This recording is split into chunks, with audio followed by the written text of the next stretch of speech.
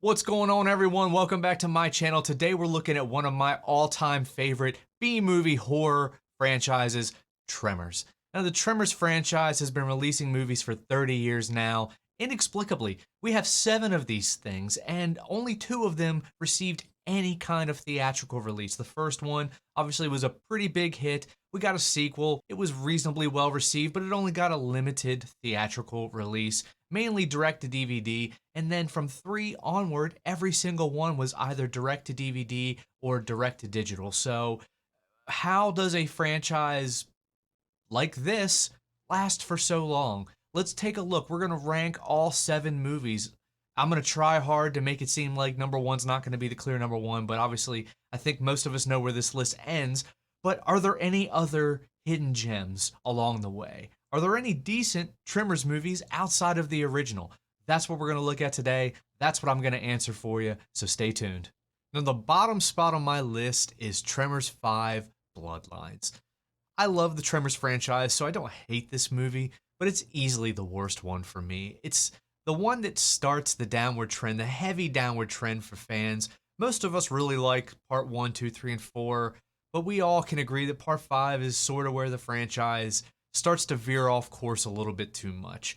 I don't mind bringing in Jamie Kennedy as Travis Welker. I liked the dynamic in part 2 with Fred Ward's Earl and Grady. So I thought that this would kind of have a similar feel, but their interactions were nowhere near as charming, nowhere near as endearing. They fix it in the next movie, in my opinion, but this one just doesn't work for me. The effects are some of the worst of the franchise. The kills are boring. The side characters are boring. The villain is boring. The movie's just boring. I think there was, the queen bitch, the big graboid that shot the grabbers out of her mouth. So there are different variants. They're still inventing new graboids, trying to, keep things exciting. But aside from, bringing in Travis Welker to the equation, and reintroducing Burt as the face of the franchise, he has a nice little retelling for all of the newcomers that they're hoping show up for this movie.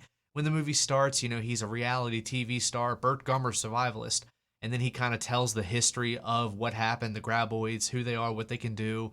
Pretty cool. Works for me. The rest of the movie, easily forgettable. This is the worst one in the franchise for me. I don't mind watching it on a binge. I like watching all the movies on a binge. I'm a Tremors fan. But if I just want to watch one Tremors movie, I'm never going to grab part 5. It's never going to be the one that I go to. So it's easily number 7 on my list. And number 6, barely beating out Bloodlines, I went back and forth, is Shrieker Island. Again, I don't hate Shrieker Island. This is the most recent sequel, came out in 2020. Again, I really liked this movie. I had a blast with it because the franchise knows how to entertain the fans for the most part. Give us Burt Gummer doing some crazy things. I mean, at this point, he is pretty far removed from, his episode 1 persona, but he still is Burt. He's still fun to watch. I don't dislike John Hader, so his comedy works well enough for me. I do like Richard Brake, so having him in this movie as Bill, that alone, plus Burt, is enough to make this a little bit better than Bloodlines for me. And I'll take John Hader, him and Jamie Kennedy. They can both be insufferable at times, so it's not like one is worse than the other. I will take the Richard Brake upgrade. So this one easily gets kicked up one notch for me, but still, the movie as a whole, it doesn't need to exist. We should have stopped this franchise probably 2 movies prior, give us a fitting conclusion to the characters and the story. But we're here. They attempt to do it. They do finally, spoiler alert, kill off Burt Gummer. It works well enough for me. He sacrifices himself. He gets the hero's death. And then there's a nice little montage at the end for all of us fans who've been watching since the beginning. So, again, I don't hate this movie. Is it great? No. Is it shit? Debatable. But for me, it's the second worst Tremors movie. It's number 6. Number 5 on my list is going to be Tremors 6, Cold Day in Hell, or Tremors Cold Day in Hell. They don't actually put the number there. This is what the previous movie wanted to be. You got Travis, you have Burt. Their dynamic is much better. You surround them with interesting or semi-interesting side characters. You bring in somebody from the past, sort of, We have Valerie McKee, who is the daughter of Val and Rhonda from the first movie, Kevin Bacon's daughter. So that's kind of cool. It kind of connects us a little bit more to the first movie than just having Bert. And Bert is suffering from graboid poisoning that he got when he got swallowed by the graboid all the way back in part 3. So we're still acknowledging the previous movies. I always enjoy that. It really, continues the story. So he has graboid poisoning and he needs an antibody that can only be extracted from a live graboid. Impossible, of course, but they find a way, and Bert goes to Canada to hunt graboids because he needs money for bad taxes, I believe is what it is. And it's interesting. Everybody that talks about this movie talks about how bad the setting looks, and it's, I'm not gonna fault them too much. Okay, we understand it was supposed to be shot in Arctic Canada. They wanted to shoot in Bulgaria, but a huge blizzard came in and forced them back to South Africa where they shot the previous movie, part 5. So they're just coloring over sand and making it look blue, making it look cold. It's so obvious that they're not in Arctic cold weather. The characters are constantly commenting on how freakishly warm this summer is, which wouldn't be a big deal, but when that's like the main premise of your movie, that's a huge knock. That's a huge knock. But it's not enough to put it below the other two because in reality, this movie at least achieves what it wants to achieve, and it makes a fun ride. It makes a fun ride for us. The ass blasters are back. We have some cool shots, some decent actual practical effects and explosions and flips. They're trying. Okay, do they have a lot of money? Probably not, but they're using it better and they're making a better movie. And I got to give them points for that. Is this movie perfect? It's not, but it's here. It's number 5 on my list. Now, next on my list is going to be Tremors 3, Back to Perfection. We're going back to Perfection Valley, back to where it all started. We've got Bert coming back. The other main character, Jack, is pretty charming. He makes me laugh a couple times. He has a couple really funny lines. They're called graboids. That's a funny line. We get Chang's granddaughter running the store. There's a nice callback with her haggling on the graboid egg. It's something Chang used to do back in the first movie. So, wonderful callback there. There's a lot of callbacks in this movie. This movie, as much as, a lot of them to come, is a love letter to the fans. They realize that the people that are going to be watching these sequels are only going to be probably diehard fans. So there's a lot of moments like that for people like me. The movie is pretty cardboard. I mean, Melvin is now somehow a powerful, real estate mogul. Yeah, shithead Melvin from the beginning. Somehow he grew up, got out of Perfection, and became very powerful. And he's trying to buy up all of Perfection Valley, get all of our lovable characters out of there so that he can, build it up. And Bert doesn't want that. He's talking about, eminent domain. He wants to stay. So that's kind of the plot, the overarching plot. But we have graboids. We have graboids that are coming back, and Bert is trying to kill these graboids. We have El Blanco, some of the worst CGI in this franchise. Oh, God, every time I see it, it offends me.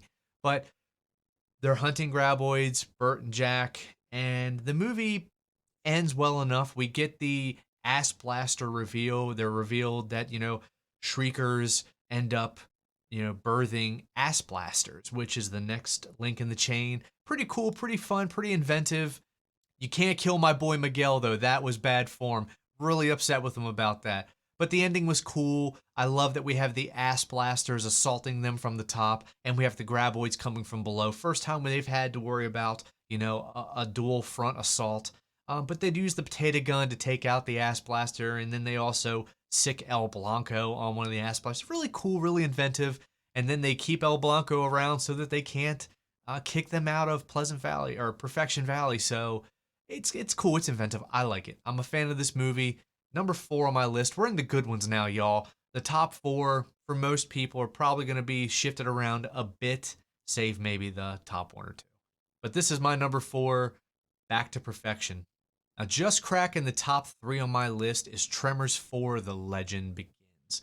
Now, this is the only prequel in the entire franchise, and we go back to 1889's Rejection Valley, and we meet Hiram Gummer, who is like the great-great-great-grandfather of Burt Gummer, and he is a wealthy man, very much different than Burt Gummer, and he's coming to rejection to check on the mine. His mining operation has been interrupted by the dirt dragons, the graboids. And I think it's really cool that the mine scene to start this movie is one of the best of the franchise. And I like that we get to go back a little bit. We don't have ass blasters, we don't have shriekers, we just have graboids, we just have dirt dragons. It's a little bit more simple, a little bit more contained. I dig it. I dig that we don't have all these ridiculous arsenals and weapons at our disposal. Our characters have to be more crafty. You know, there's a scene where they're stuck in a house and the graboids are pulling the floor literally out from under them. You know, that can't happen. I mean, it kind of happens in the first movie, but this way it was so slow and methodical and deliberate. I don't know. It just seems so much scarier than them just kind of agitating the floor until it crumbles. Watching them pull these gigantic beams out, it's a scary sequence. And there's also a really cool kill. Blackhand Kelly's one of the best side characters. He has a really great reveal death. And then there's also a wonderful callback to Old Fred. I won't spoil it, but if you're a fan of the original movie, you'll pick up on it. So this movie just has a lot of really awesome callbacks. The contrast between Bert and Hiram, that's where a lot of the jokes come from. He also says a lot of his classic lines in his old-timey way, which will make for a lot of really good jokes. The mine closed. I feel I've not been privy to critical, most needful information. You don't know what happens at the mine? And the finale works really well for me. I love how they use the saw blade, really brutal to kill one of them, and then using the BFG to kill the other one, you know, the big hand cannon. It's a great movie. I have a lot of fun with this one. There's a reason it's in my top 3. There's a lot of times where I'll just go back and watch this one because I have so much fun with it. Number 2 is going to be one of the best horror sequels of all time, in my opinion, Tremors 2 Aftershock. Now, Tremors 2 Aftershock sees the return of Fred Ward as Earl Bassett, and we're also introduced to Grady Hoover. I told you I love their dynamic. I love the dynamic of these two characters. Grady convinces Earl that, you know, his chance at fame and fortune's not lost. You know, I know he made some bad business deals, but he has an opportunity. There's been attacks in Mexico, and they need somebody with experience to go out and hunt these monsters, and the Mexican government is paying them like $50,000, $100,000 per graboid, and Grady convinces Earl, let's go. This is your big second chance. And they go, and I love watching them hunt the graboids. It's a stark contrast from the first movie where our heroes are completely caught off guard. These guys have an entire arsenal at their fingertips, so we watch them succeed for a while. We watch them decimate graboids for a while, and then things flip. We get the introduction of the Shriekers, and you know, something that's going to continue in this franchise for the next 30 years is the evolution and the graboid life cycle. And it starts here. We're introduced to the life cycle here with the Shriekers. God almighty. Something's wrong with our worm, Earl.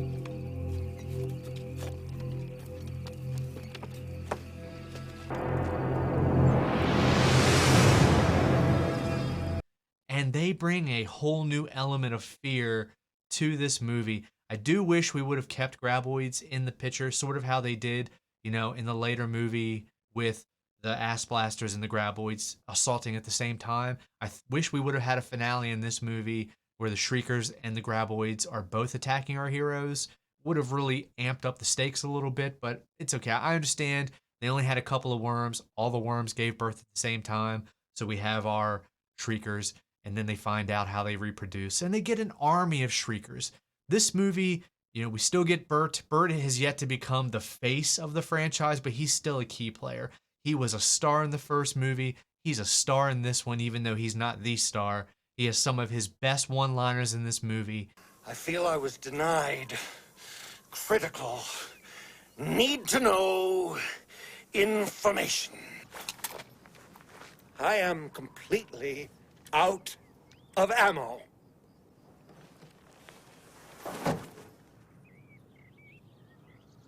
That's never happened to me before. I think that the finale is one of the best. I love spraying Earl down with the fire extinguisher and sending him into the, arm a bomb. You got a great big practical explosion to end this movie. What did he do? Ready? Come on! Where the hell was the bomb? I don't know. I didn't have time. I just threw it in your truck. You what? Oh, God, Bert, don't tell me it's not enough. Not enough. Never mind. Just run. Faster! No, no, no! Keep going! It's gonna be big! Big! Is he serious?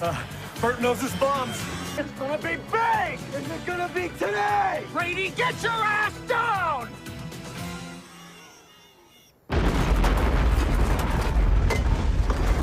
It's one of my favorites. I grew up watching this.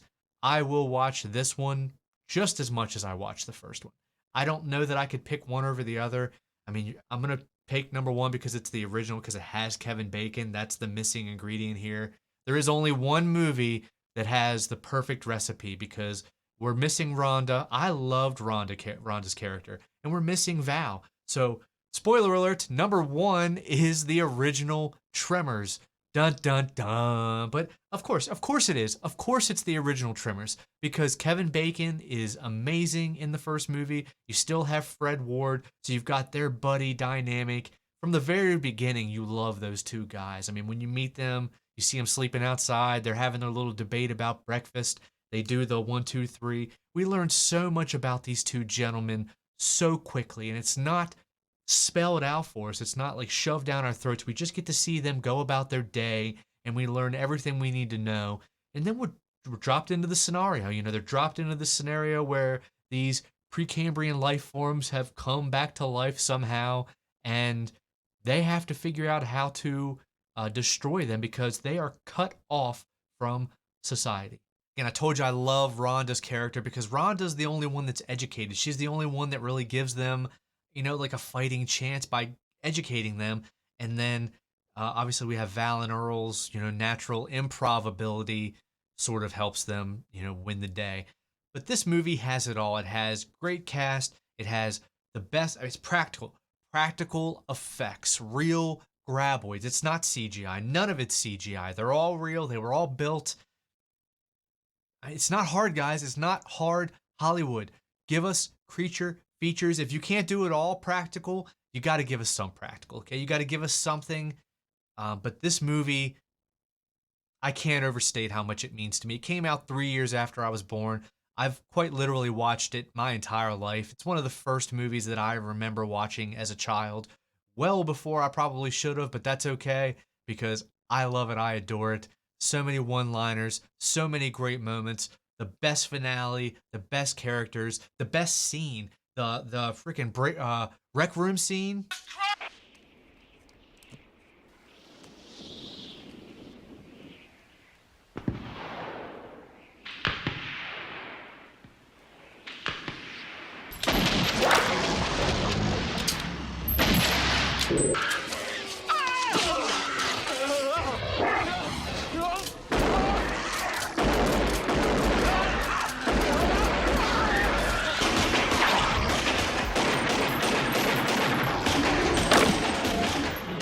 I mean, duh. Obviously, that's the greatest. That scene might be why Tremors still exists.